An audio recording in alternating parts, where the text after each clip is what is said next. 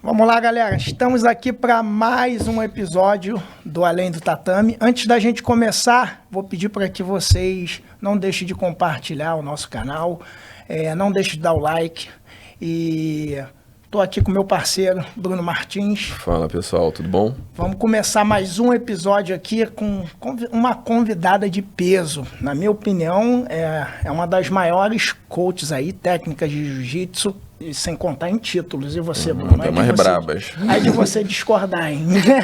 A braba que é a mestre da braba. A braba que é mestre da braba. Exatamente, resumindo. Letícia Ribeiro, muito obrigado por disponibilizar o seu tempo aqui para compartilhar um pouco da sua bagagem, da sua jornada aí com a gente, com a galera que quer saber um pouco mais do jiu-jitsu. E tem o jiu-jitsu como lifestyle, né? O jiu-jitsu hoje está tomando uma proporção muito grande e você faz parte dessa história. Então é importante até mesmo falar para dividir isso com a gente, para a mulherada que está chegando. Obrigado vocês por me receberem aqui, muito feliz de estar aqui, espero que todo mundo aí em casa curta essa nossa resenha de hoje. Com certeza vai ser muito boa.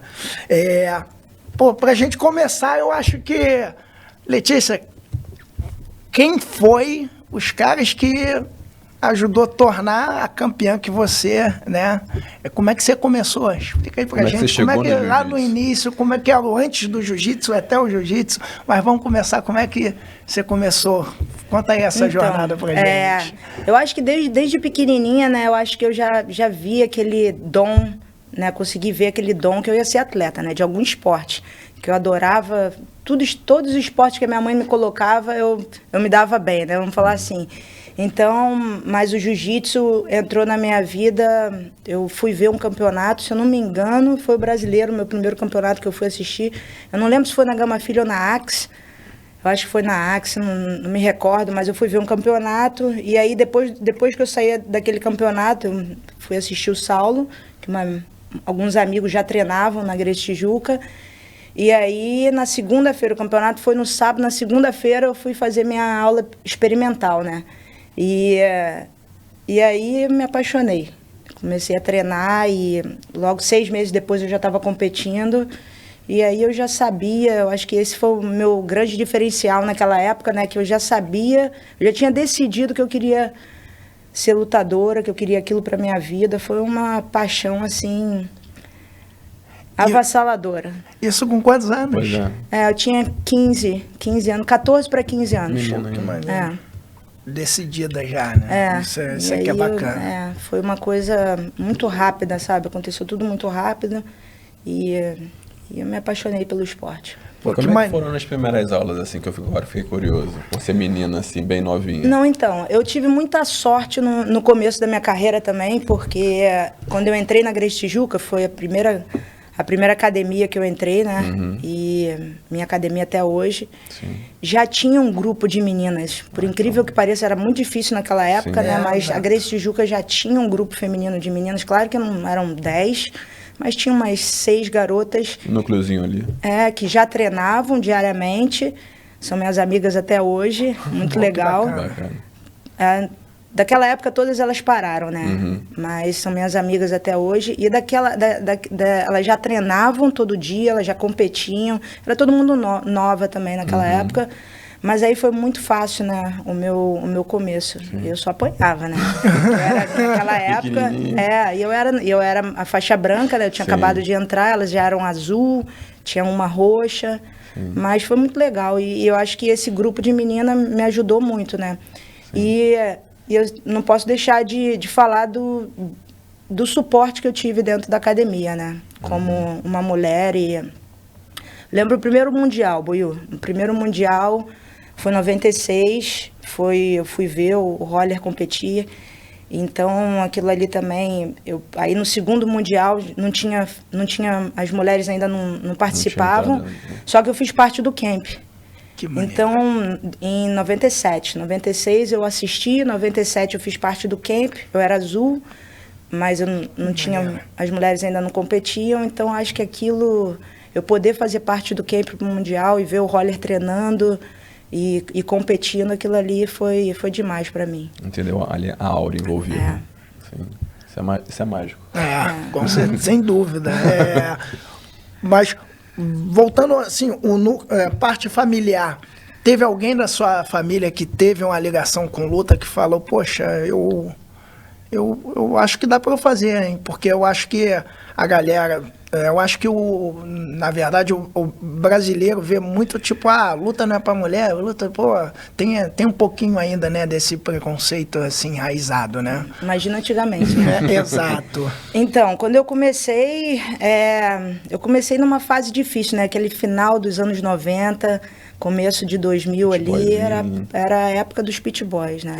Na televisão, e foi uma época muito difícil, né? Eu não vou mentir que, às vezes, eu não sentia vergonha de falar que eu fazia jiu-jitsu, né? Que eu sempre falava, independente. Mas era difícil, às vezes, entendeu? A gente falava que eu fazia jiu-jitsu. E o que você faz? Jiu-jitsu. Mas o que você faz? Jiu-jitsu.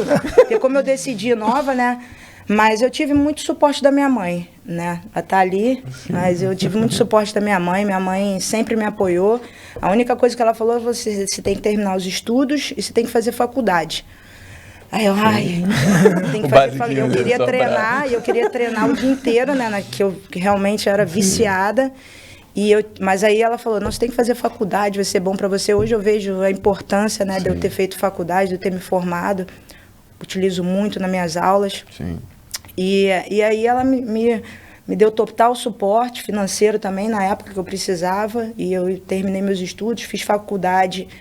O jiu-jitsu me ajudou, né? Que eu fiz faculdade de graça praticamente, né? Pô, que maneiro. Que consegui uma bolsa, o que era raro também na época. Então eu tive muita sorte na minha carreira, né? Acho não, né? Acho que foi o resultado do seu trabalho, de uma certa maneira. Da minha dedicação, né? O que eu resolvi fazer naquela época, né? Como você se entregou, você teve os resultados. Tava ali no momento certo, com vontade de fazer e deu tudo certo. Gerou resultado, é isso aí. Eu acho, né? Sorte, eu não gosto de botar muita sorte em primeira coisa. Primeiro ponto que deu certo, deu certo. Não. Muito trabalho, muita sorte. Eu concordo. Eu gosto de pensar assim. O trabalho te faz ter sorte. Mas eu não posso negar que eu tive muita gente ali ao redor, né? Principalmente no começo da minha carreira que me ajudou muito, né? Eu posso citar ali meus professores do começo da minha carreira na Gracie Tijuca, né? O Marcelo Machado, que era o dono da Kimonos Machado na época. Que maneiro. Eu lembro bem. Pô, esse kimono era muito bom. A Kimonos Machado me patrocinou durante muito tempo. Era um professor da Gracie Tijuca, meu primeiro professor. Pô, que maneiro. Aí teve Marcelo Machado. Aí teve o Vinícius Aeta, o Saulo, lá na Gracie Tijuca. Então, tipo assim, o Royler. Eu tive muita sorte de ter essas pessoas, ter essas pessoas do meu lado que me apoiaram muito no começo da minha carreira.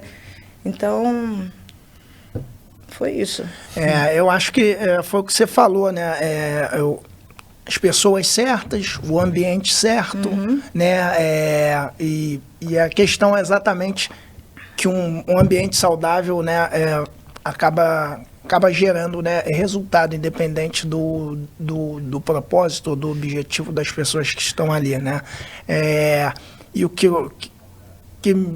tornou mais interessante, né, tudo isso é que a galera tava no espírito competitivo. Você, né, na época não tinha tanta mulher, né? E o pouquinho que teve ali, ou seja, aquele mínimo que teve ali gerou um resultado, né? Sim. Então tá todo mundo sempre bem intencionado em busca de um bom resultado. Então isso aqui é bacana. Por que eu tô pegando esse ponto? Porque a projeção, né, desse tempo que você começou para cá, né, mudou muito hoje no jiu-jitsu, né, feminino também, né? Mas você vê uma diferença da metodologia de ensino para aceitação da mulher no treino de jiu-jitsu daquela época para hoje? Então, lá no começo, como a gente acabou que não falou muito disso, né? Mas daqui a pouco a gente volta, sem problema. Você pegou o ponto, mas a gente acabou que a gente foi para outro lado, mas você falou tipo assim, da dificuldade, né, de antigamente. Todo mundo me pergunta, fala assim, já teve muita discriminação. Eu não me senti discriminada na minha época, eu senti dificuldade, entendeu? Dificuldade do mercado no geral. Da abertura do mercado, na verdade, né? Porque a gente foi ali, eu acho que a Leca e a gente foi, tipo assim, pegamos o machado e... Foi desbravando mais. Foi desbravando. E a gente abriu ali aquele caminho, né? Isso. Lá no começo, que era muito difícil, entendeu? Mas eu acho que esse apoio que eu tive dentro da minha academia, dentro da minha casa, com meus amigos, parceiros de treino, acho que me ajudaram muito, né? Tipo assim, me empurraram e falaram, não, você vai conseguir, entendeu? Então... Mas eu nunca me senti discriminada. Tinha as dificuldades, né? De aparição, e mesmo sendo campeã mundial, da mídia... na televisão, da mídia, das revistas, mas eu acho que devagarzinho, né, a gente conquistou o nosso espaço, né? Eu costumo dizer que também que uma peça fundamental, eu já falei isso para ela várias vezes, e nas entrevistas eu gosto de falar, né, que tem o jiu-jitsu antes da Kira e o jiu-jitsu depois da Kira.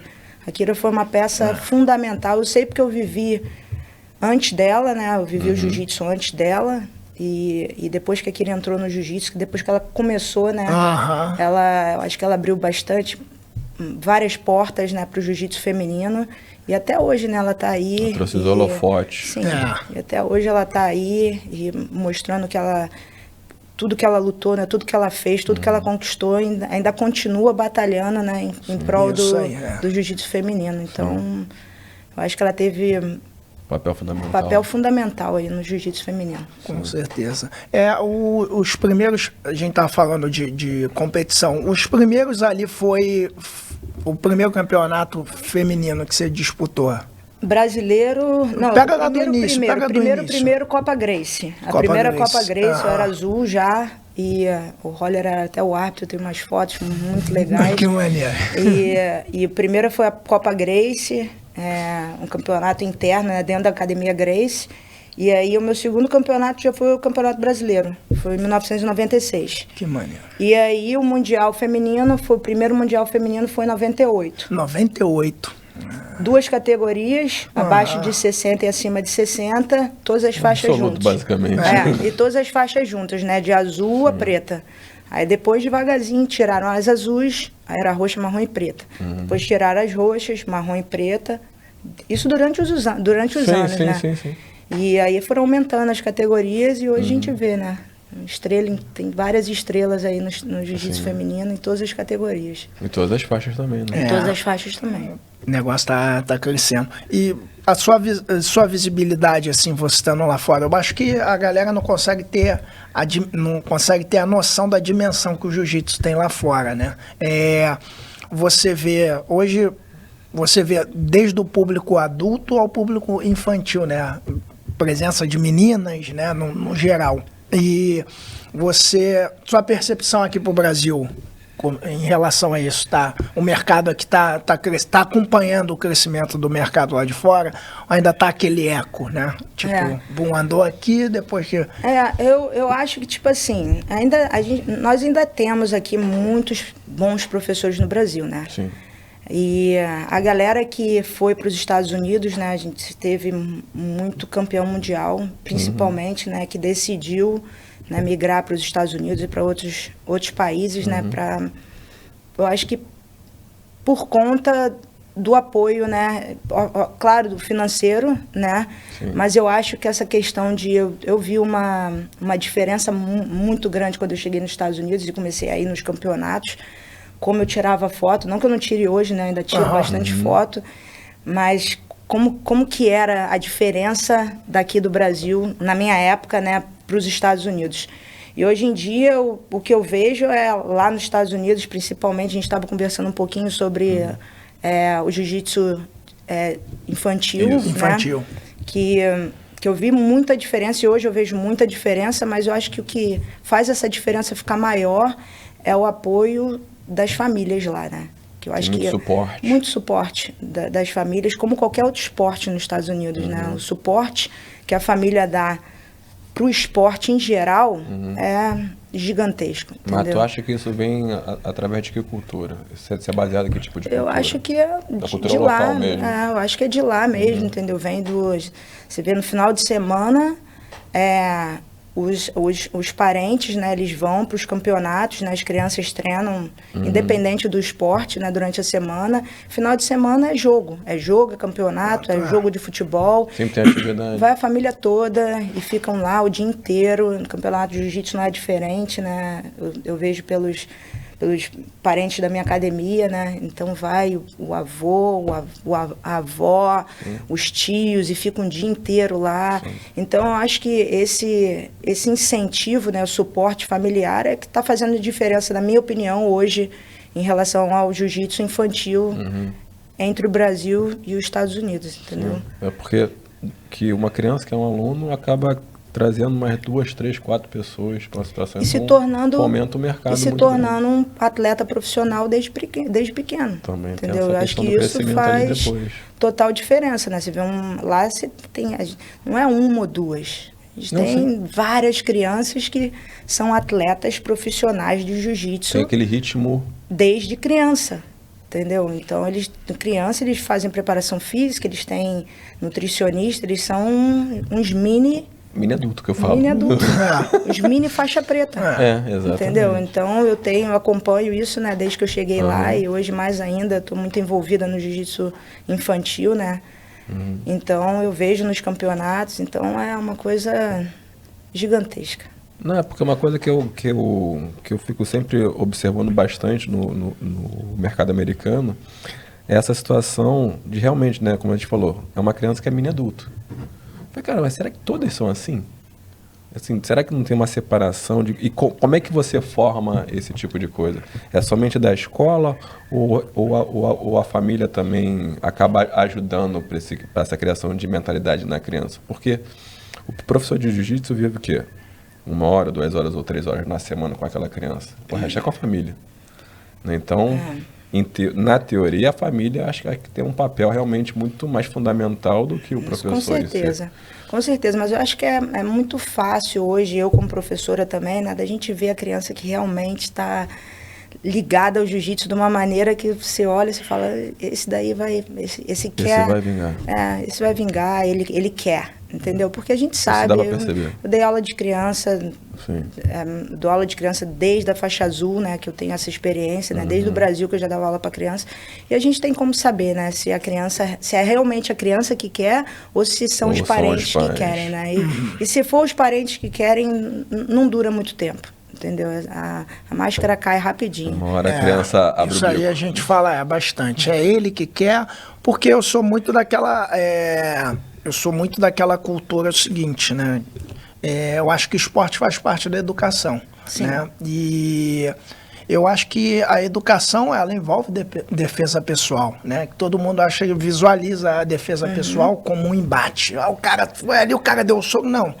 Eu acho que a defesa pessoal, ela está relacionada ao ponto do ambiente de você analisar o ambiente, do lugar que você está chegando, quem é uma pessoa que você nunca viu. Eu acho que a defesa pessoal, ela começa aí, né? Analisar o ambiente que você está chegando. Então, isso é que te dá autoconfiança para você se adaptar aonde quer que você chega, até mesmo.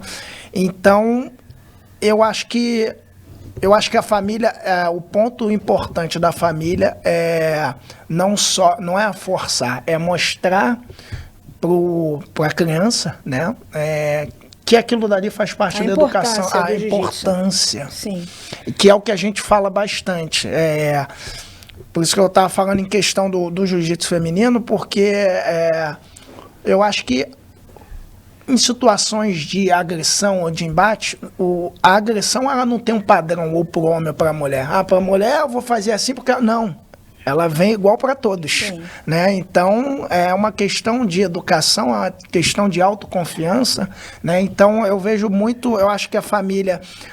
Por mais que a criança não queira, a família está forçando, eu costumo conversar muito com os pais, isso é importante, porque tem muito aquela questão, a criança não quer, mas é importante que vocês ajudem. Vocês não podem chegar aqui e jogar ela aqui e achar que a gente, em 1 hora de aula, vai resolver o problema dela. A gente tem que trabalhar em conjunto, porque afinal de contas a gente está ajudando para que você tenha uma educação sólida para o seu filho, para que você torne um ser humano, né, com autoconfiança, né, com bom caráter, né? Então, tudo isso o esporte traz, né? Então, eu acho que a questão da família obrigar, eu acho que não é bem obrigar, eu acho que é mais incentivar. Como é que vai ser esse incentivo? Sim. Né? Então, isso tem que ser trabalhado, né? Não, eu acho que o obrigar essa informação vai lá, meu filho, tem que fazer isso aí, não interessa. Não, tem que explicar. Eu concordo plenamente, Buiu. Eu acho que o jiu-jitsu agrega muito na vida de qualquer pessoa. Principalmente uma criança, entendeu? Eu acho que nós não somos professores de jiu-jitsu, nós somos educadores também. E você falou uma coisa muito legal aí, né? Que tem vários tipos de crianças, né? A gente estava falando no caso do parente querer que o filho seja campeão, entendeu? Eu acho que isso aí não funciona. Mas o fato do parente meio que obrigar a criança a treinar, isso aí é de suma importância. Entendeu? Porque se você for perguntar para uma criança, eu falo isso com alguns parentes lá, às vezes você fala assim, você quer ir para o colégio ou você quer ficar em casa? Claro que vai querer ficar em casa no sofá jogando videogame. Quem não? Entendeu? Você dá uma opção para a criança, você vai estudar, você vai para o colégio ou você vai? Então, eu acho que fazer a criança entender a importância, entendeu? A importância de ir para a escola, a importância do jiu-jitsu para a vida dela, entendeu? Eu acho que esse entendimento, depois que a criança entende, as coisas ficam mais fáceis, né? Sim. E o parente também, né? Entender e falar assim, às vezes a gente assina um aluno lá, e aí um mês depois o pai fala assim, ele tá chorando, não quer vir mais. Isso acontece muito. E aí eu explico, eu falo, não que tenha que forçar, mas você tem que... Ele tem que entender a importância e não desistir no primeiro mês, entendeu? E tem pai que não entende, que fala assim, não, eu não quero forçar ele não quer fazer, tudo bem. E a gente sabe que aquele começo ali, né, eu tento explicar às vezes, né, às vezes a criança não gosta do jiu-jitsu por 6 meses, às vezes vai não querendo ir por 6, é uma fase. Gente, convenhamos, difícil, é um esporte difícil. Sim. Você entra numa academia, tanto o adulto quanto a criança. Tem um monte de criança que já sabe o básico bem. As crianças são boas. Por mais que entre numa aula de beginners, numa aula de iniciante, as outras crianças que já estão treinando uma semana já sabem mais que você. Eu chamo de inteligência motora. E o mais interessante que você falou, chega os pais lá, poxa, tem o caso que o pai quer que o filho se torne campeão, que foi exatamente o que você falou ali, calma aí, não é obrigar ele a ser campeão, não é assim, é toda uma construção. Sim. E tem o caso onde o aluno ele está gostando, né, e de uma hora para outra ele desiste. Aí é onde a gente chama os pais, esses 2 pontos, por que ele desistiu? Vamos procurar saber, não é, ele tá chorando. Daqui a pouco ele tá desistindo da escola porque ele tirou uma nota ruim. Ou então não gostou naquele comecinho, entendeu? E às vezes leva um tempinho para gostar. Tem gente que se apaixona pelo jiu-jitsu de cara e tem gente que leva um tempinho, entendeu? Para entender um pouco mais o corpo, o esporte, como é que funciona tudo. E eu acho que a criança também tem essa fase muitas vezes, né? E eu acho que depois que a família entende isso, entendeu? A importância, que não é só ser um campeão, né? Eu não vendo, tipo assim, vou fazer o teu filho campeão, entendeu? É muito novo também. O que a gente vende é a defesa pessoal, é a autoconfiança e 1000 coisas que o esporte agrega, né, na vida da criança e de qualquer pessoa. Então, eu acho que isso é a coisa mais importante. Eu falo, ser um campeão é consequência. A gente tem que ver como é que vai ser, entendeu? E se realmente a criança tem o dom, se vai querer fazer aquilo, né? Isso aí não... E pagar o preço também. Exatamente. Né? Porque às vezes você tem um dom, mas não está disposto a pagar o preço.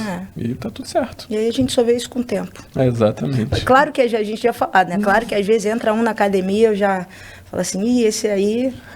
E você, como professora, competidora, você acha que tem uma idade assim específica para você falar, agora esse aí vai? Ou tem, porque tem muito aquele cara que vem ali no momento, falando isso em adulto e criança. Vamos lá. Você vê assim, esse aluno vai. Isso aí. Aí às vezes tem um aluno que você acha que vai, tem uma criança, tem uma idade certa para você ver isso. Então, depende da idade que a criança começa também, né? Porque tem muito essa questão dos pais, né? Eu quero que ele seja campeão. Eu acho que tem, eu acho que tem também, em relação à criança, é a idade que começa também, pô, a Bia começou jiu-jitsu com 5 anos de idade. Entendeu? Olha, então bebezinho. faz jiu-jitsu a vida toda, praticamente. Vida toda. Entendeu? Ela ou ia ser isso ou ia ser isso. Né? Não tem muito. Acabou ficando essa escolha. Ela também se apaixonou e faz o jiu-jitsu desde 5 anos de idade e hoje ainda treina jiu-jitsu. Entendeu? E aí depende. É uma pergunta difícil de falar qual a idade, né? Mas às vezes a criança começa com 3 anos de idade, 10 anos ainda está lá treinando, entendeu? E a gente tem criança lá na academia. A academia esse ano fez 11 anos. Então a gente tem criança que começou com 5, hoje está com 16. E ainda está treinando. Então, eu acho que depende muito. Não tem uma idade certa, mas eu acho que a criança que começa assim com 5 anos, até mesmo com 3 anos, com 12 anos assim, dá para ver. Tá meio maturado. Lá nos Estados Unidos tem uma coisa, Buiú, que é a high school. A high school é tipo segundo grau aqui, né? Antes da faculdade. Sim. Que é uma parte muito legal, né, da vida deles, porque incentiva bastante o esporte, né? E se você fizer um esporte na high school, wrestling, basquete ou vôlei, você estuda de graça, né? Você tem condição. Tem os específicos. Tá. Infelizmente o jiu-jitsu não tá. Por isso que eu ia perguntar. Mas tem os esportes específicos, tem corrida, tem vários. Que aí se você, na high school, você entra no time, né? Você tem que fazer teste para entrar no time. Aí você entra no time, aí você tem condição de, depois da high school, você fazer o college, que é a faculdade de graça. Competindo pela universidade, entendeu? Então isso acontece muito. A gente perde muitas crianças que estavam no programa e que eu incentivo também, né? Não tem como falar. Não vai trabalhar a pessoa. Não vou travar, entendeu? Até porque eu sei que eu Isso qual a idade? Desculpa. Então, eu acho que eles vão pra high school com 16. 16. E eu acho que 18 vai pra faculdade. Entendi. Então, essa é uma fase que a gente perde, né? Vamos falar assim, perde aluno, mas aí também ou eles vão pro college, se eles vão pro college, graças a Deus, vai com Deus e, pô, se divirta, aproveita esse momento, né, no esporte que você está fazendo.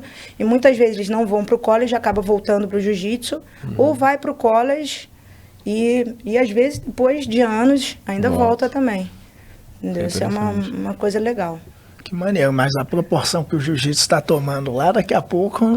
Tomara, Buiú, a gente torce por isso, né? Imagina... Pô. Ter o jiu-jitsu como um dos esportes ali de critério. Isso é ótimo. Sim.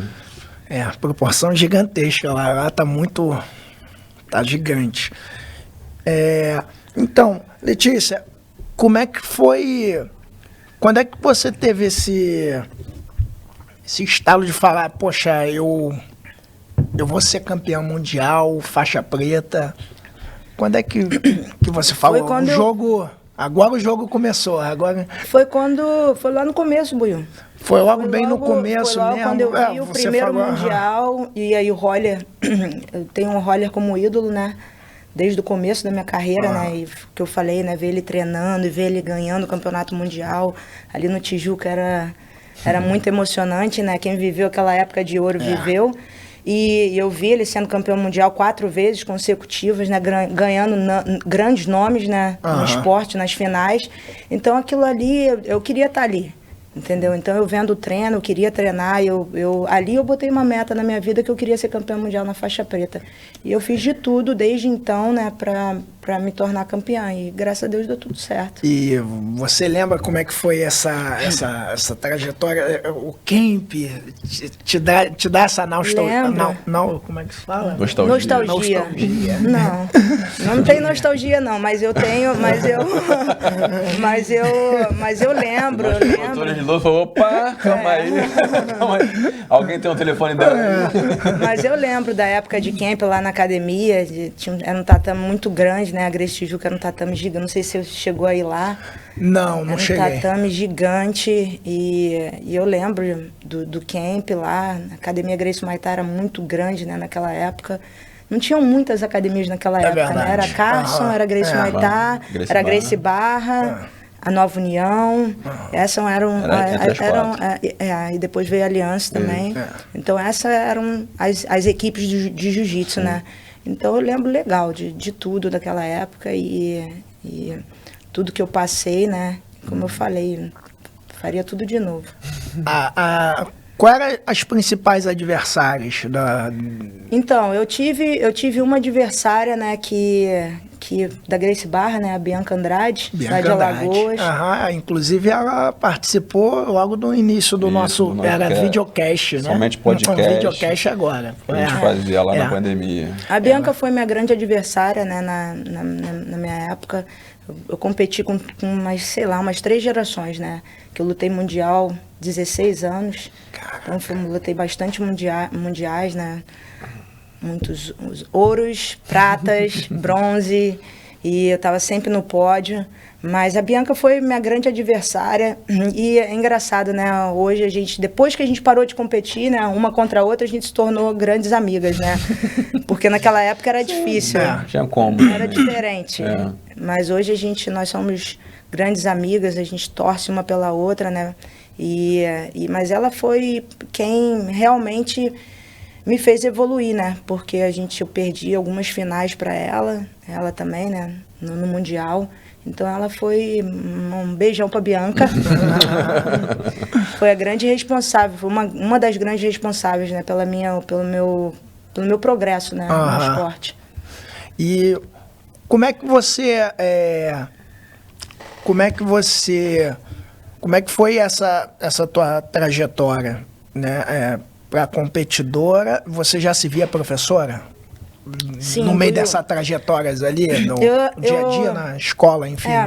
Eu acredito que a gente não se torna professor de um dia para outro e quando a gente pega a faixa preta, né? Tem muita gente, até hoje, cara, eu recebo mensagem lá falando assim, tem uma vaga aí na academia, dá para dar aula, mas é difícil se você não teve lá atrás, né, como faixa azul, às vezes faixa roxa, você fez aquela escolinha de professor ali. Exato. Por isso que hoje, tipo assim, é importante o que eu tenho lá na academia, né, eu tenho os adolescentes que estão comigo lá, eles já estão lá na aula de criança, me ajudando a dar aula de criança, porque aquilo ali é um aprendizado e eles precisam daquilo, né, é uma faculdade, né, que eles começam ali.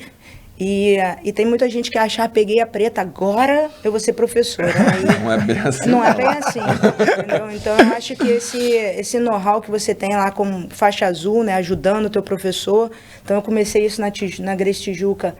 Eu comecei porque eu não tinha muito dinheiro, na verdade, né, para pagar. Então eu dava aula, ajudava a aula de criança. Pegava uma bolsa.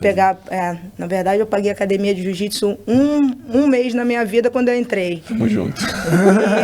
Tamo junto. Por isso que eu falo, que eu acho que não foi tudo sorte, mas as pessoas que me rodearam na época, foi muita sorte de eu estar ali naquele momento, de estar dentro da academia, o Marcelo, todo mundo lá daquela época, mas enfim.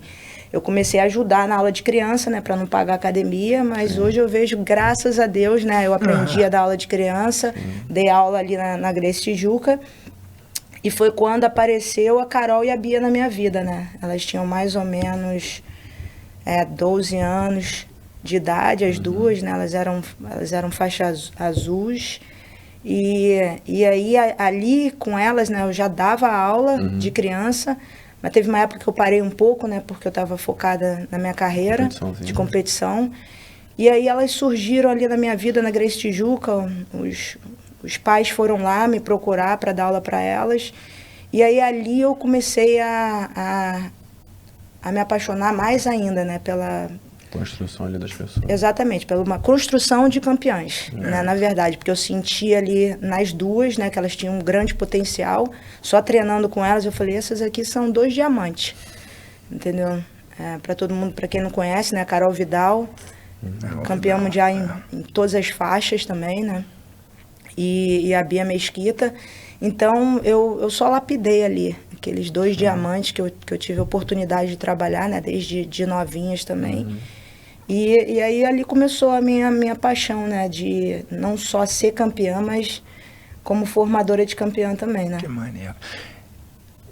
Falando, já que você falou da Bia, e como é que foi esse processo aí primeiro MMA que ela fez, né? Sim, foi esse final de semana passado. Como é que foi essa? Ela sempre teve isso em meta? Vou fazer, ela pretende seguir? Isso é uma pergunta que é ideal a gente deixar para ela, mas não vamos deixar passar batida. A mentora dela. Você... Então, quando... Vocês perguntam para ela aí, que eu vou contar a mesma história. Quando eu comecei a treinar a Bia, né? Aí eu falei, a gente conversava muito, né? Ela falava, eu quero ser campeã mundial faixa preta igual a você. Ela desde novinha ela falava, e é legal, né, que ela seguiu ali o caminho, ela falava, eu quero ser campeã mundial na faixa preta igual a você. E aí eu falei com ela, só tem uma coisa, você vai ter que ser mais do que eu. A gente fez esse lá atrás. Ela era faixa azul. Falei assim, você tem que, se eu for 5, você tem que ser 6, juro por Deus. Se eu for 7, você tem que ser 8, você tem que me passar. E aí ela falou, tá bom, combinado, apertamos a mão aquele dia lá. E aí quando ela foi 10 vezes campeã mundial, né, na faixa preta, eu sou 9. Aí ela falou assim, vou parar agora. Agora tá Cumpri minha meta. Meu acordo com você. Eu acho que ela parou na hora certa, entendeu? Fez uma linda, brilhante carreira dentro do esporte. E eu tenho muito orgulho dela, entendeu? De tudo. E a Bia sempre foi muito... Eu também tenho... Eu sou feliz de eu ter passado esse, não só ensinamento, né? Mas dela ter se espelhado em mim, né? Porque a Bia viu todo o meu processo, né? De treino. E ela seguiu, né? Que eu sempre treinei muito, sempre fui muito dedicada. Sempre fui muito focada, né? No que eu queria. E ela chegou ali novinha, vendo aquilo, entendeu? Então, ela hoje, você não tem que falar para ela treinar. Se a gente marcar, Bia, treino é 8 horas, 7h30 ela tá pronta, entendeu? Então, ela é muito dedicada. E não é à toa que ela conquistou tudo que ela conquistou. E aí, quando ela se tornou 10 vezes, ela falou, Lê, eu vou pro Vale Tudo. Aí eu falei, vai dar certo. Né? Eu falei assim, vai dar certo porque... O jiu-jitsu dela é diferenciado, né? Sim. Costumo falar que eu acho que em todos os esportes, né? A gente tem bons atletas, tem excelentes atletas e tem atletas excepcionais. Eu acho que todos os esportes são assim, né? Eu acho que ela é uma atleta excepcional, né? No nosso esporte. E eu dei uma força para ela, né? E aí, na época, eu e o Morango, a gente conversou e eu falei... E ela também, né? Conversei com ela também. Eu falei, a gente tem que procurar uma academia de vale tudo, né? Para você treinar. Eu acho que o seu jiu-jitsu vai ser para sempre o seu jiu-jitsu, né? A sua escola. Mas você tem que procurar. Foi aí que a gente começou a pensar onde que ela ia treinar. Eu sou muito amiga do Parrupinha.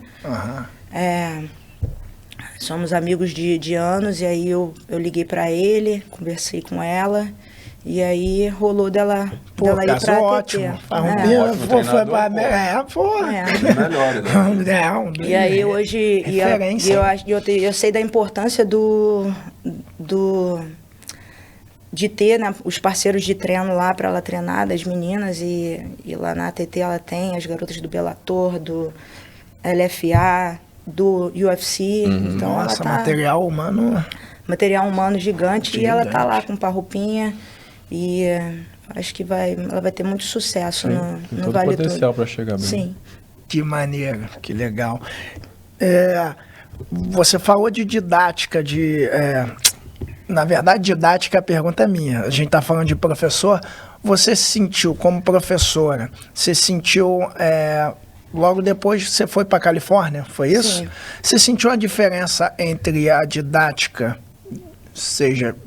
muda a didática do jiu-jitsu para dar aula para o brasileiro, para o estrangeiro? Tem uma mudança, você como professora, então, como competidora? Vou falar primeiro em relação à minha carreira de atleta, né? Aqui no Brasil, não sei se lá na Gracie Barra era assim, né? Mas lá na academia era muito treino. Eu já puxava um ferrinho, eu sempre gostei de malhar, né? Na época, então, quando eu comecei a competir, né? Quando eu virei realmente atleta, eu gostava, eu ia pra academia, malhava, mas era muito de treinar. Rolar, era muito treino. E quando eu senti essa diferença, a gente foi para os Estados Unidos, né? Eu e Morango. A gente foi para os Estados Unidos em 2000, 2007, junto com o Campeonato Mundial. No Campeonato Mundial eu lutei o último aqui, 2006, ganhei aqui no Brasil esse último, aí 2007 o Mundial foi para os Estados Unidos, né, para Long Beach, e aí a gente foi, o Morango tinha acabado de ganhar o Super Challenge, que foi aquele evento de Vale Tudo, ele também já queria lutar lá fora, aí o Saulo abriu as portas lá da academia, a gente foi treinar lá no Saulo, que ainda era Gracie Maitá na época, e aí a gente treinou lá, a gente começou a treinar lá, e o que eu via, a grande diferença entre o Brasil e os Estados Unidos naquela época, era a preparação física, né? Que eu já tinha alguns bons professores aqui, tem um até hoje, Paulo Caruso, que é um gigante. Já passou por aqui. Naquela época ele já fazia esse tipo de preparação física de circuito, né? Foi o que eu aprendi muito lá, né? E como eu era formada em educação física, foi muito fácil para mim aprender também, né? Não só...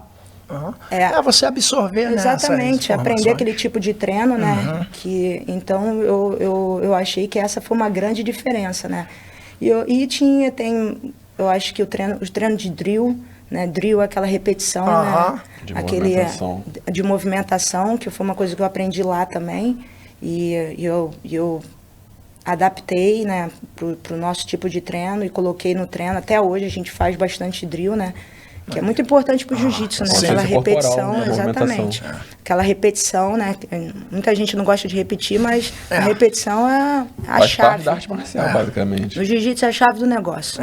Entendeu? Tem que repetir 10 vezes, entendeu? E aí se torna automático. Então eu acho que essa foi a grande diferença. A preparação física e essa parte de drill que eu comecei a fazer mais lá. Então, essa parte como atleta, né? Como atleta. E como professor, eu acho que é um conjunto de tudo, né? Eu acho que a gente tem que evoluir de acordo com a evolução do esporte, né? Como professora, tem que estudar bastante jiu-jitsu hoje em dia, né? Eu sempre fui muito estudiosa, então, depois que eu parei de competir, eu ainda estudava, né? A Bia nunca gostou muito de ver vídeo de luta. Sério? Das adversárias, nunca gostou muito. Então, quem via era eu que estudava. Ali no começo eu sempre falava, pô, essa garota faz isso, essa garota faz aquilo. Mas, e eu acho que isso ajudou muito na minha carreira, né? E eu acho que as coisas eu fui aprendendo lá, né, dando aula, mas eu levei muita coisa daqui, da base daquilo que eu aprendi aqui na minha escola, na Gracie Tijuca, e eu uso muita coisa até hoje. Pô, e essa tua chegada, tu já chegou lá já lutando mundial? Sim. Já chegou já logo...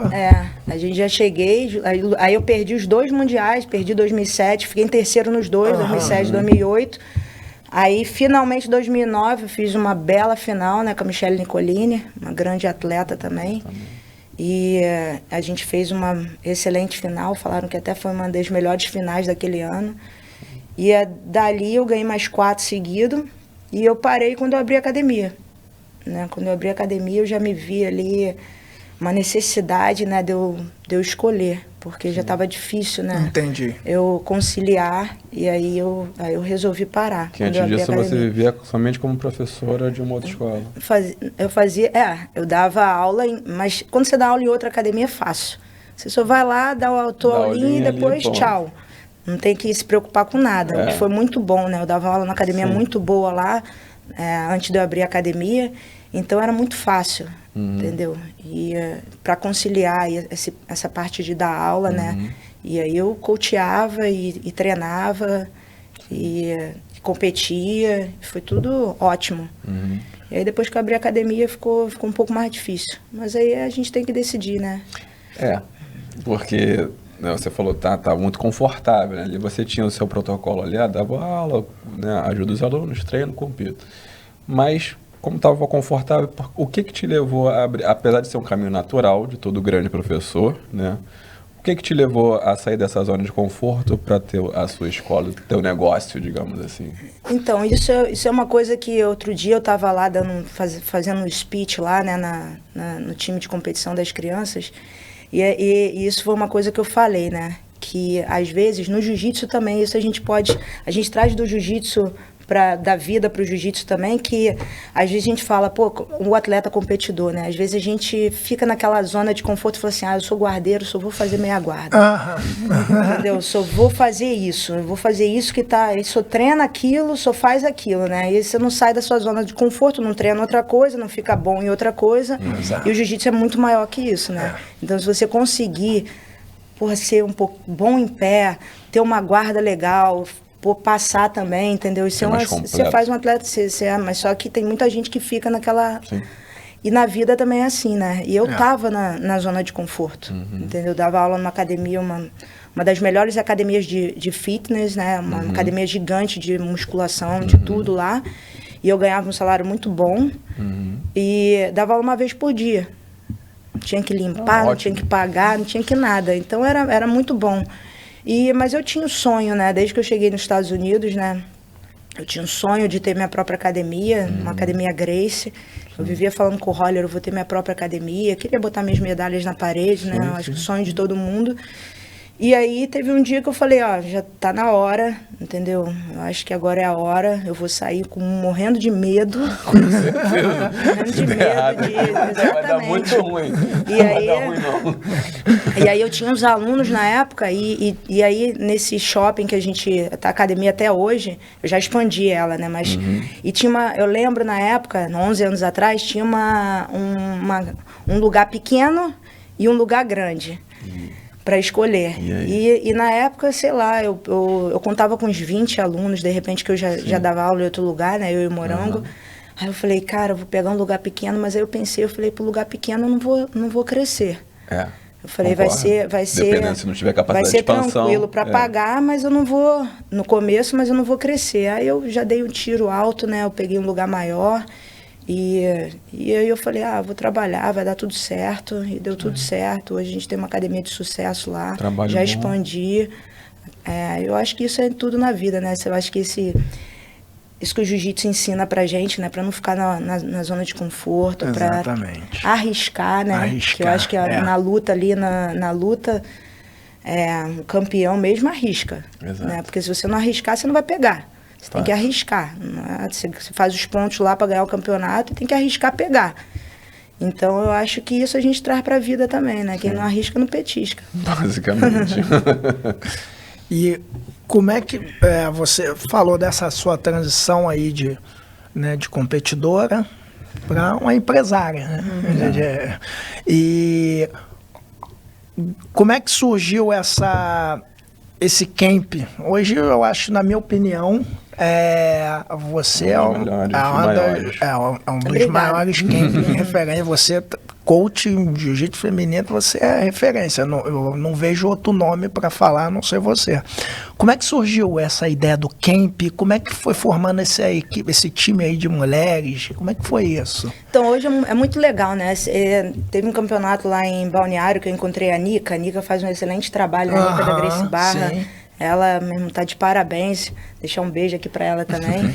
E ela faz um excelente trabalho, eu estava conversando com ela também, e eu lembro, eu fui lá nos Estados Unidos já, né? Eu fui a primeira mulher a fazer camp, só para mulheres. Que maneiro. E aí a gente começou e teve foi muito engraçado que a gente foi fazer um seminário, foi eu e a Mackenzie na época lá em São Francisco, foi o meu primeiro grande seminário.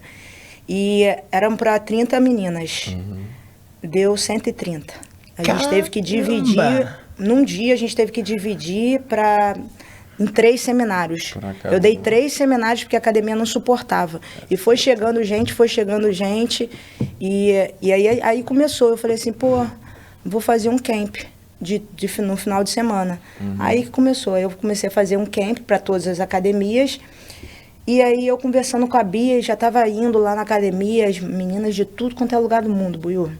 Que maneiro. Tava grande já, e Noruega, Suécia, Europa, Japão, Nova Zelândia, tudo quanto é lugar do mundo. Caraca. Eu falei assim, Bia, vamos fazer um camp pro Mundial, que vai ser ótimo, a gente vai treinar, vamos ter bastante treino, e a gente puxa o treino, vai todo mundo querer vir. Aí a gente fez o primeiro, foi um sucesso, aí teve um Mundial lá que a gente teve 30 meninas treinando, e era muito legal. Hoje em dia eu não faço muito mais, né? A gente conversou, Não que eu não ame, né? Eu amo, eu acho que tem, Buiú, tem o professor e tem o professor que é professor e treinador, né?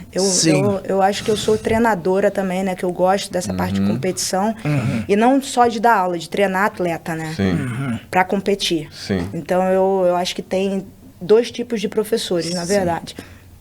Então, e aí que a gente estava conversando, né? Eu acho que a academia foi um pouco pro lado do jiu-jitsu infantil, né? Que hoje é o carro-chefe. O carro-chefe da minha academia hoje é o jiu-jitsu infantil, né? E não que eu tive que escolher, mas as coisas aconteceram naturalmente. Mas eu sou muito feliz de tudo que eu já fiz hoje, né? Minha hora, minha parte da minha carreira de competidora e a época da minha carreira de competidora e várias campeãs mundiais, né? Que eu fiz, a Bia, a Carol, várias outras, né? De tudo quanto é lugar do mundo, né? As garotas da Noruega, da Suécia. Fiz campeãs mundiais na faixa preta, né? Onde nunca tinham sido tido no país, né? Delas. Então, isso foi uma coisa muito gratificante. Hoje eu faço a gente faz um trabalho lá na academia com criança também, formando campeões também, né? No esporte e na vida, né? É o mais importante. Sim. E a sua visão hoje do jiu-jitsu feminino no esporte, você acha que ainda ele tá com a visibilidade que ele merece ou ainda tá para crescer ainda mais? Você hoje, como mulher, treinadora e competidora, né? Toda essa bagagem que você representa aí pro jiu-jitsu feminino, qual é a sua visão sobre o jiu-jitsu feminino? Ainda tá para crescer mais? Tá crescendo, né? Mas você acha que falta mais um pouco de visibilidade, de importância? Qual é a sua visão? Com certeza. Tipo assim, todo mundo me pergunta, né? Porque sabe que eu vivi lá aquele passado, né? Que eu falei com vocês que era muito difícil. A gente desbravou aí, né? Exatamente. Mas eu acho que melhorou muito. Acho que melhorou muito. Se a gente for ver de antigamente para hoje, uma melhora absurda, mas eu acho que a gente tem que continuar andando em direção ao progresso, né? Eu acho que tem muito para melhorar ainda, entendeu? Eu acho que em relação à premiação também, tem muitos esportes, tem muitos campeonatos que ainda fazem uma premiação muito mais baixa, né, para as mulheres do que para os homens. Eu acho que isso aí é um absurdo, porque o treino é o mesmo, é a mesma coisa, mas isso acontece infelizmente na maioria dos esportes, né? Mas eu acho que o crescimento está contínuo e eu acho que a gente vai chegar no patamar que a gente espera, né? Eu espero poder ainda contribuir muito, né, para essa evolução aí no jiu-jitsu feminino, mas eu acho que está bem melhor. E está crescendo. Qual é a sua visão também? Concluindo, complementando a minha pergunta, porque hoje, né, está crescendo de uma maneira bem profissional, né? O negócio está ficando mais profissional. Qual é a sua visão de um atleta que, de uma hora ele está numa equipe, outra hora ele está em outra? Qual é a sua visibilidade, sua visão, né, em relação a isso? Eu sou old school, né, Bruno? Na minha época, eu não podia nem treinar na outra academia do amigo. Não podia nem pensar. E se treinasse, ainda bem que não tinha muito nesse negócio de foto, né?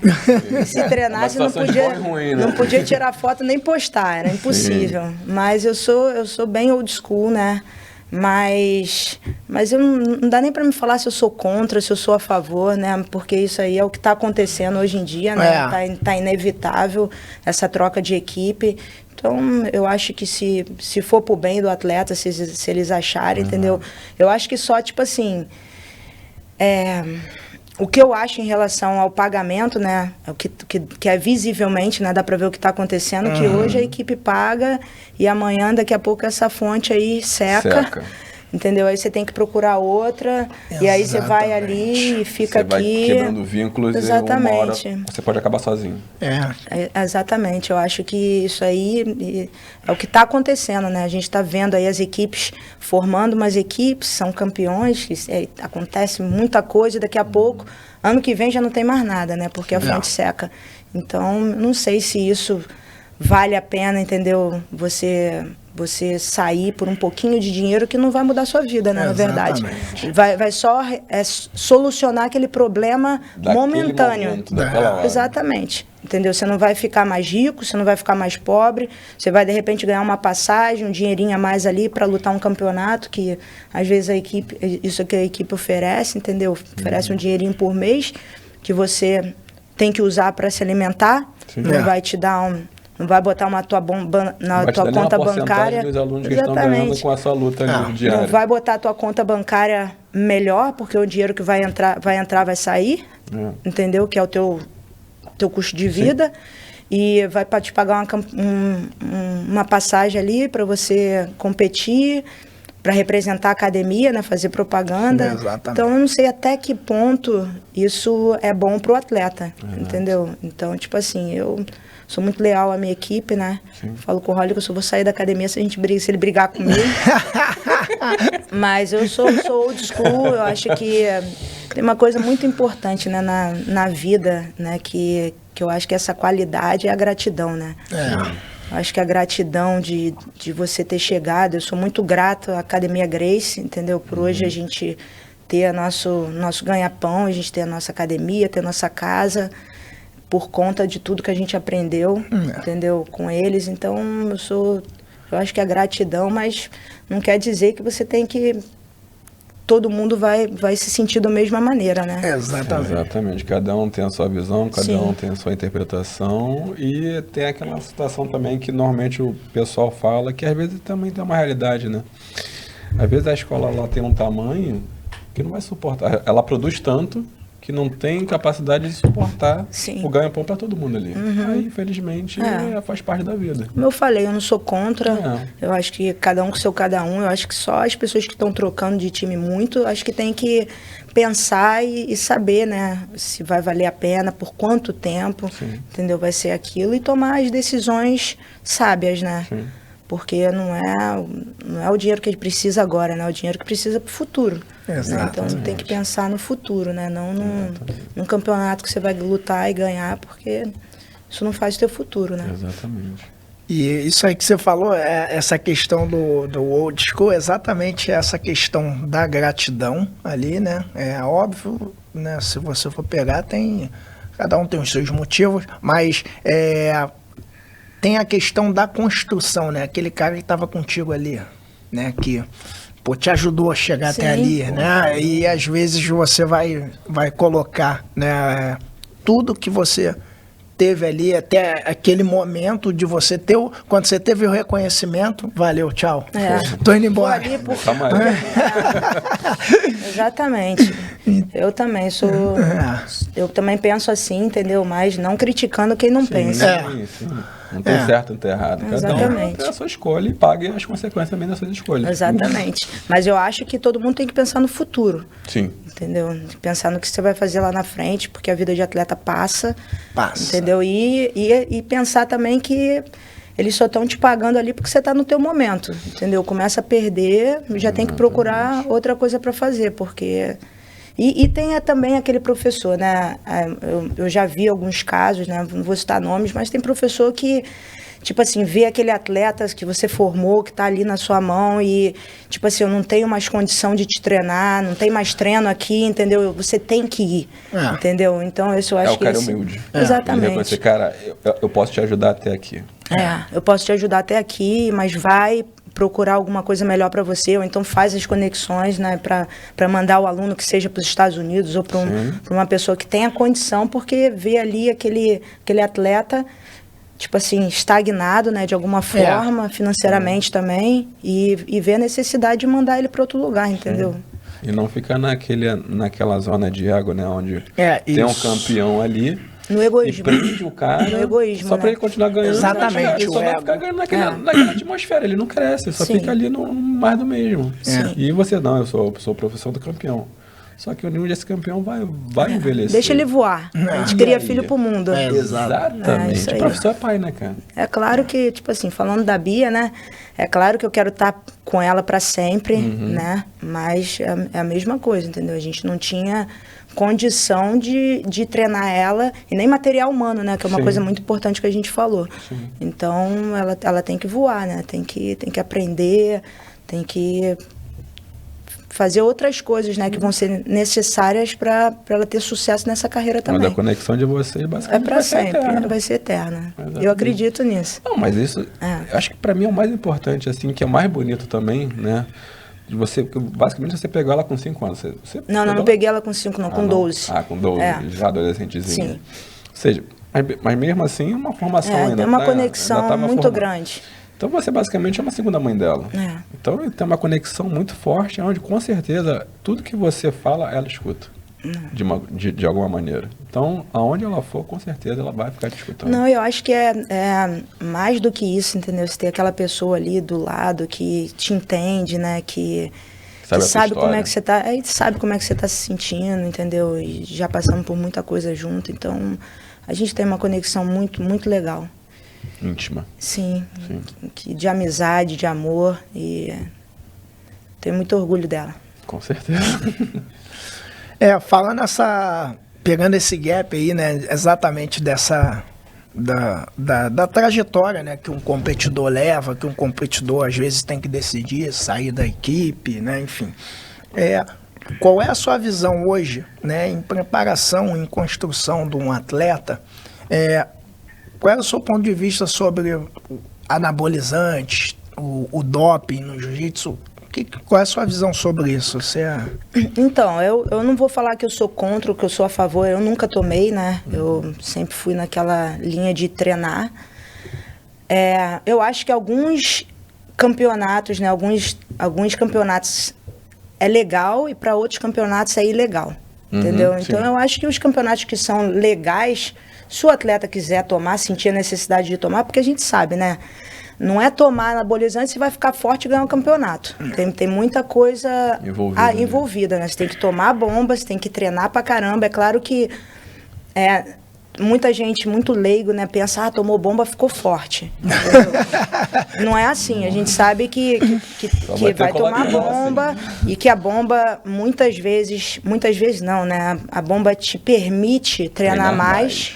E treinando mais, você vai ficar mais forte, você tem mais horas de voo, você vai ficar melhor. Exato. Entendeu? Teoricamente é isso, mas aí você tem que se alimentar também bem, você tem que treinar bem, você tem que fazer tudo, é um conjunto. Então, tipo assim, eu acho que o evento que é legal, se a pessoa quiser tomar, se sentir melhor tomando, que tome, entendeu?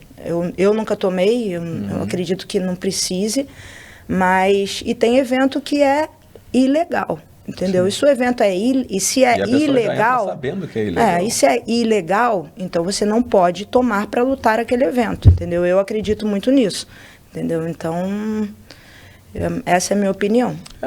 Que é uma opinião justa. Você tá lá, você tem um campeonato que ninguém tá te forçando a entrar. Você vai lá, entra. E você sabe a regra. Cada campeonato tem a sua regra. Se você não aceita a regra, então não luta, cara. É uma coisa bem simples.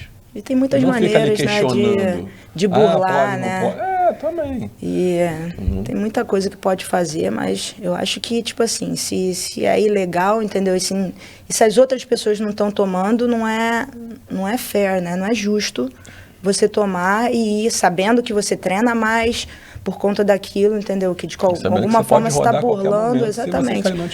De alguma forma você está burlando a regra, entendeu? Você não deveria tomar também. Tá jogando sujo. Exatamente. Mas cada um com seu cada um, né? Sim.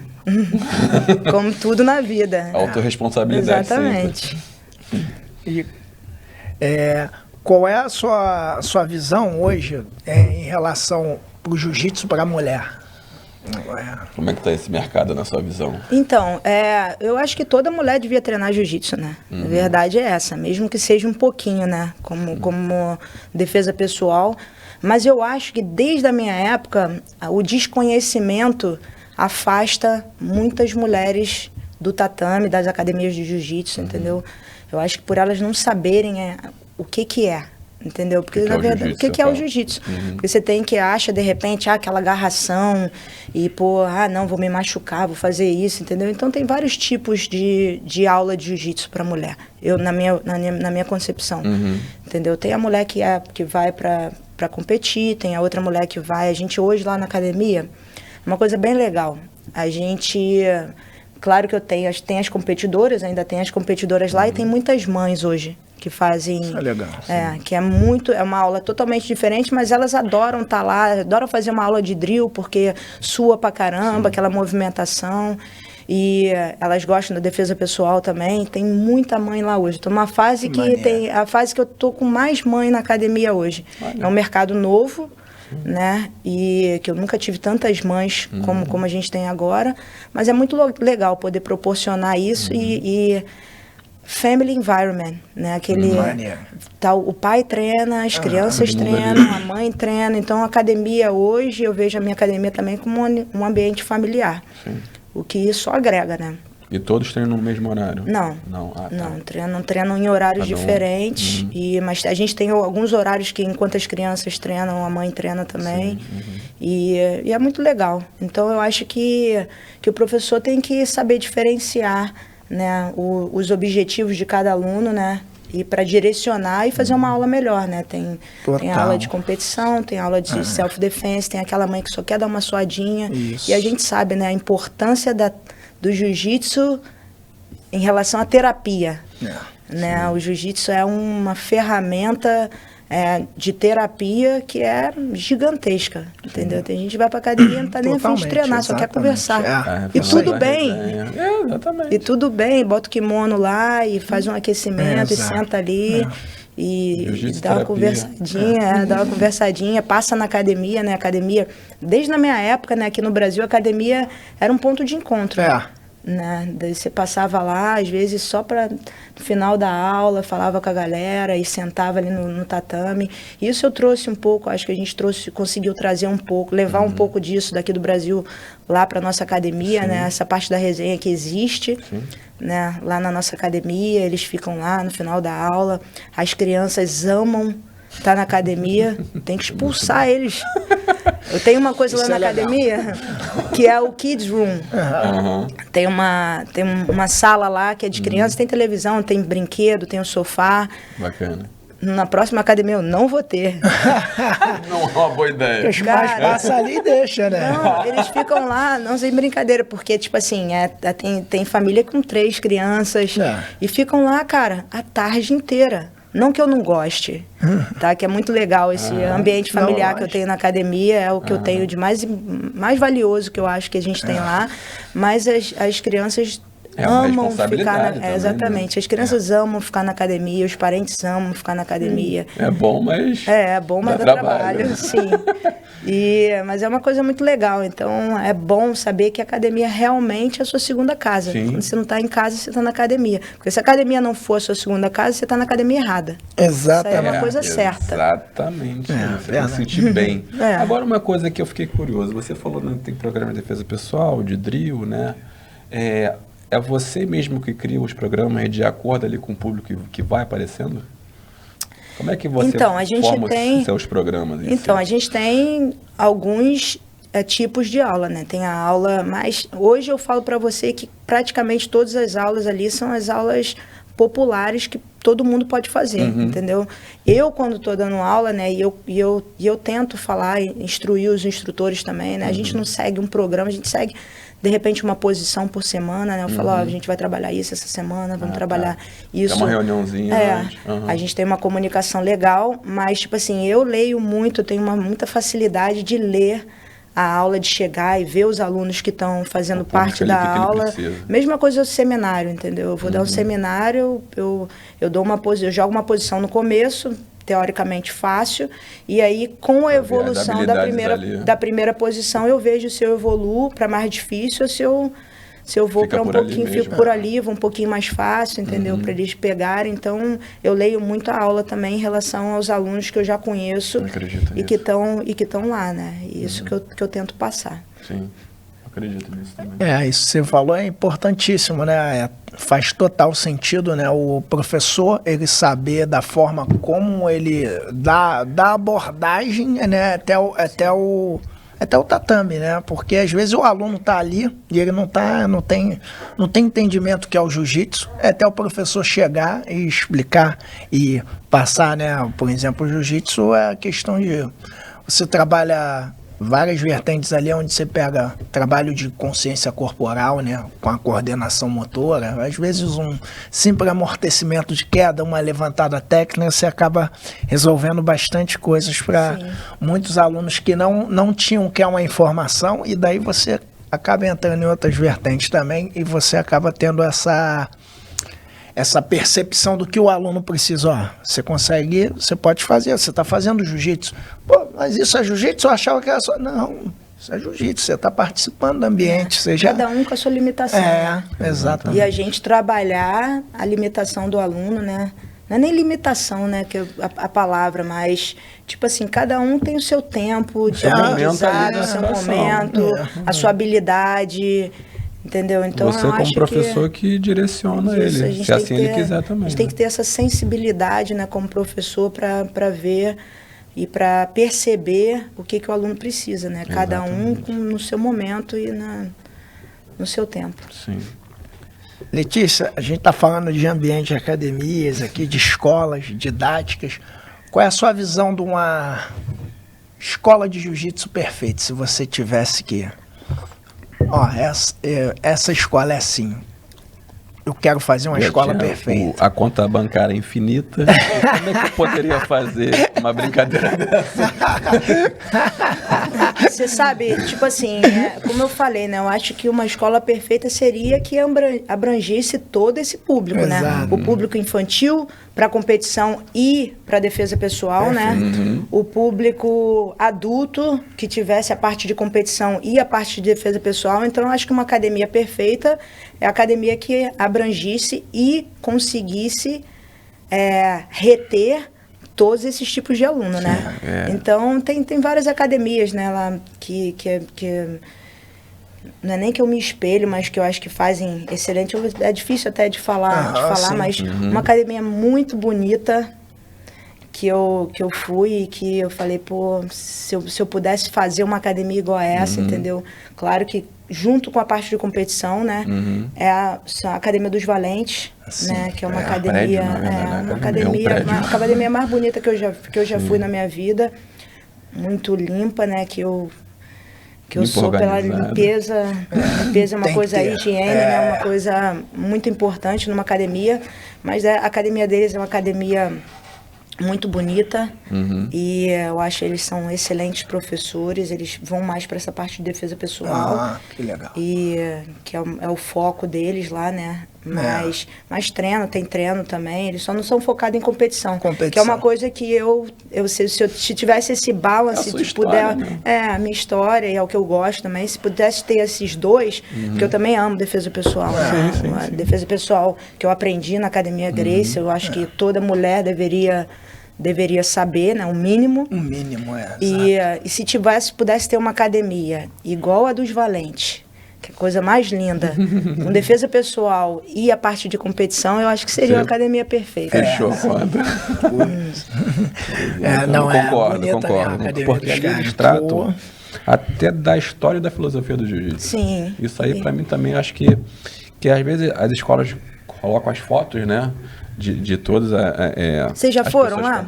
Não, nunca tive essa oportunidade. Já tive em Miami algumas vezes e não fui. E tem muito aluno que não sabe quem é aqui nas fotos. Como assim? Não sabe a história do esporte. Como é que você está no ambiente e não sabe a história da situação? Não, e eles têm tipo, não é um museu, né? Mas eles têm tipo um túnel do tempo, né? De como tudo começou. Eu acho que a Kira trouxe um pouquinho disso aí. Tem um pouco disso na escola dela, né? A Academia da Kira também é linda. Tá linda. Nossa. E eu adoro a Academia da Kira também. Completinha também. Sim. Muito legal. Mas eu acho isso. Eu acho que eles têm uma coisa lá também que... Uma coisa que eu faria, quer dizer, se Deus quiser eu vou fazer, né? Vou ter outra academia na minha própria, só uma, né? Não vou ter duas, não. Só uma. Na verdade eu tenho plano para sair da onde eu tô e ter uma academia mais moderna, né? Que a minha academia é uma academia, continua linda, mas é uma academia de 10 anos atrás. Então eu queria ter uma academia mais moderna, mas uma coisa que eles têm lá, que é muito legal, tipo assim, só tem acesso à área de treino quem tá treinando. Entendeu? Isso é um ponto crucial em relação a parente ficar olhando, em relação a tudo, em relação a não ter conversação na área de treino, então tem Somente apenas de treino. Exatamente, tem um tatame enorme, e aí tem um vidro, né? Aí daqui para lá você só passa se você for treinar, né? Tem uma porta e um vidro, aí você pode ficar aqui e vendo o treino do vidro. Não tem acesso, entendeu? Então, se fosse uma faculdade, então, uma sala. É, uma sala gigante. Bota um aquário ali, um aquário pra quem... Então, a minha escola tem um pouquinho disso, os pais ficam... Eu também não sou a favor, porque tem aquele pai que tá olhando, E o pior, não é, lá na minha academia eles sabem, não pode coachear, não pode falar com a criança, só que tem a parte da criança, que ela às vezes, ela tá preocupada com o que o pai tá vendo, ela tá preocupada se ela vai perder ou não, porque o pai tá ali, então ela tá sempre distraída, olhando pro parente. Então, tipo assim, e é difícil para mim, porque eu vejo também o lado do parente de querer ver o progresso da criança, de querer assistir. E é uma fase tão legal que às vezes tem gente que fala, na minha academia eu não deixo ver. E tipo assim, eu acho que o pai, de repente, às vezes, uma boa opção é assistir só 2 vezes por semana. Que as crianças lá na minha academia treinam 6 vezes por semana. Legal, hein? Diferente. Os atletas de competição, eles treinam 6 vezes por semana. Então é ritmozinho de adulto mesmo. Sim. E quando vai lá na academia e fala, eu quero me inscrever, mas só posso trazer meu filho sábado. Eu falo, não dá. Eu não assino. Porque...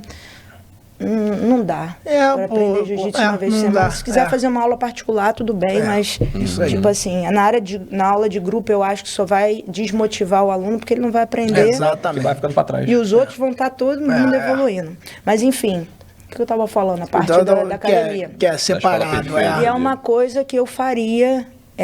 não que eu não goste que os parentes assistem, mas eu acho que se eles tiverem do outro lado e... Quem está dentro não escuta fora, quem está fora não escuta dentro. Então, eles podem ver a didática, ver um bom trabalho que a gente faz, porque mas sem interferência. Não tem, exatamente, não tem coisa melhor do que eles verem aqui, é o que eu faço com os seus filhos. Eu tenho valor, né? Olha que o trabalho todo que é, entendeu? Então, eu acho que isso só engrandece o nosso trabalho, né? Mas se eles tivessem a área deles, né, de não... E até um aluno que vai a primeira vez para a academia, está assistindo, fica lá, fica vendo do lado de fora, sem contato, entendeu? Eu sempre fui contra, né? O pai ficar ali na beira, exatamente por essas questões que você falou. E calhou da minha academia não ser tão grande, então tem uma câmera pro tatame, tem uma TV gigante assim, e a galera fica no corredor lá olhando.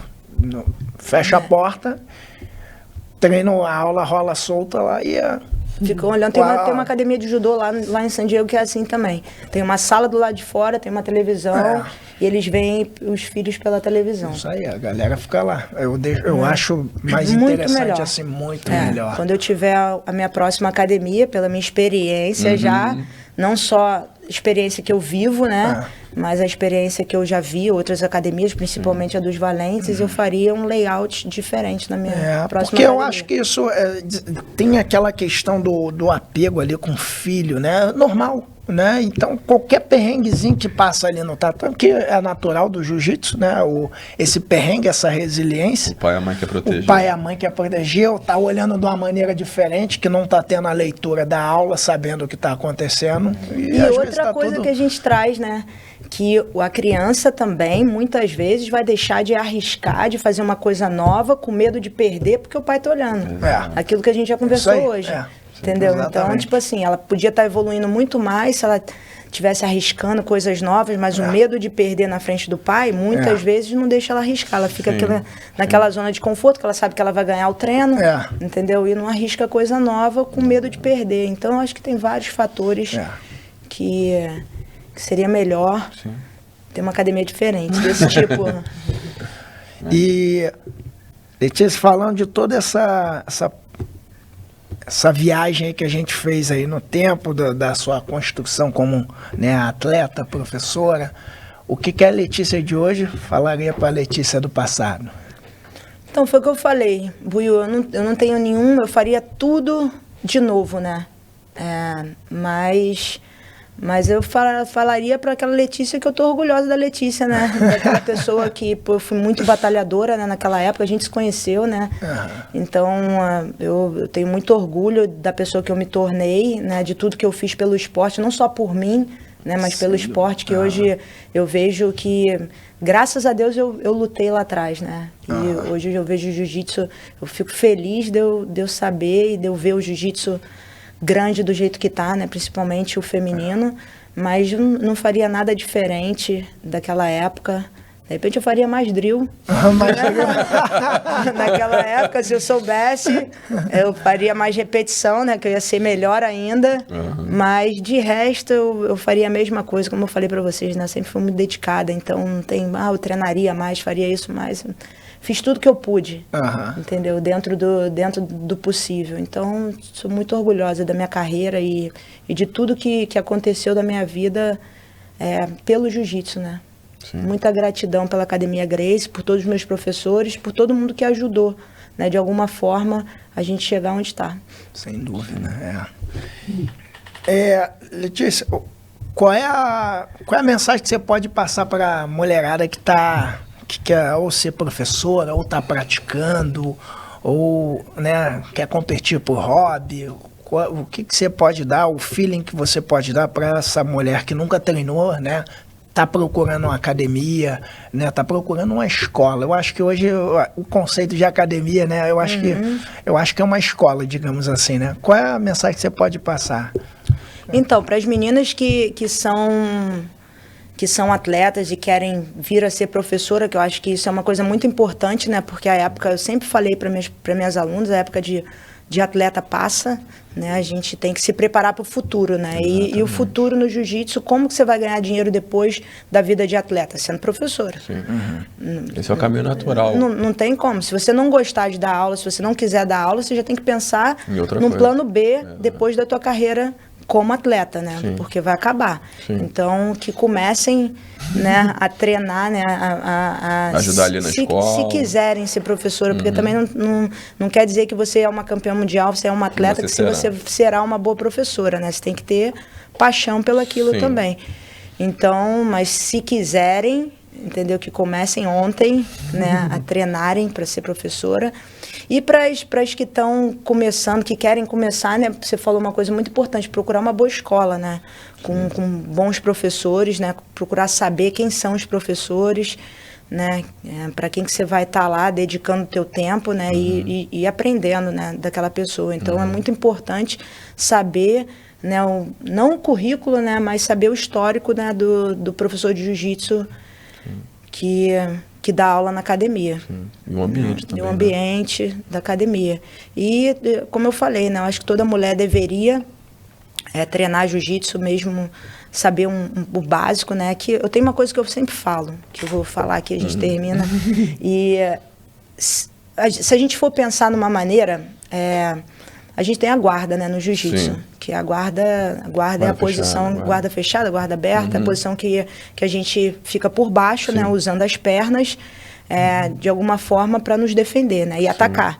Os membros mais fortes do corpo. Exatamente, e o membro mais forte do corpo da mulher são as pernas, né, não é à toa que 80% das mulheres são guardeiras. Eu acho, de repente, até mais, né, a maioria das mulheres gostam de ficar mais por baixo, né. E então, se a gente for pensar numa self-defense, né, da mulher tá precisando de usar o jiu-jitsu, se a gente colocar uma mulher que nunca treinou jiu-jitsu, não sabe nada, por baixo, deitada, e um homem por cima, segurando no braço, ou qualquer que seja a posição, a mulher de baixo, na mesma hora, se nunca treinou jiu-jitsu, na mesma hora ela vai pensar, acabou pra mim. Sim, morreu. Não tenho nada que eu possa fazer aqui. E se você souber um pouquinho do jiu-jitsu que seja, você vai pensar, vou usar minhas pernas. Vou fazer minha guarda. Não estou perdida, quadril, não. Alguma coisa vai fazer. Não estou perdida, não. Pé no quadril, empurra, vou usar minhas pernas. Eu posso fazer isso. Se você aprender o básicozinho ali, você já sabe como se posicionar. Não estou falando que você vai escapar, mas é melhor saber... Ter uma oportunidade de se salvar. Ter alguma coisa, né? Exatamente. Como o Master Hélio Gracie falava, É melhor saber do que não precisar, do que precisar e não saber. Exato. Então, o mínimo que você souber ali para poder se defender, entendeu? Eu acho que isso é um exemplo simples, entendeu? Então, procurem uma boa academia, com bons professores e comecem no jiu-jitsu. Isso aí. Isso aí. Cara, só agradecer, né? Ela que é, uma grande lutadora, uma grande professora, né? Uma grande empresária também, por ter uma escola de sucesso por muitos anos, né? E agradecer a sua presença. Devia dar alguns títulos pra gente aí. A Bia vai vir aqui, pede pra Bia. Daqui a pouquinho é mais que você, né? Então, pede pra Bia. Deixa os meus comigo. Queria também agradecer ao Morango. Né? A gente falou pouco, a gente não falou muito nele. Mas o Morango foi de suma importância, né, na minha carreira também. A gente começou a gente era muito novo, né? E a gente galgou essa vida junto no esporte, fomos para os Estados Unidos junto. Hoje a gente trabalha junto também. Eu queria mandar um beijo pro Morango também. Parceiro de vida. Parceiro de vida. E você falou exatamente, ter um parceiro ali para poder, meu irmão. Sim. Tá nessa sintonia com os objetivos é fundamental, né, para que você, né, consiga construir todo, né, um sucesso, né, almejar esse sucesso, então ajuda bastante. E com o mesmo objetivo, né, tá remando no barco na mesma direção. Na mesma direção, eu acho que isso aqui que é uma coisa mais importante. Né, exatamente. Um gol em comum. Moranguinho, meu abraço aí para você, campeão. Eu tô te aguardando aqui, pô. Próxima vez ele vem. Por favor, separa um espaço nessa agenda aí, pô. Só vem. Valeu, galera. Valeu. Obrigada aí. Obrigada a vocês. Obrigada por tudo. Foi ótimo. Nada. Obrigada.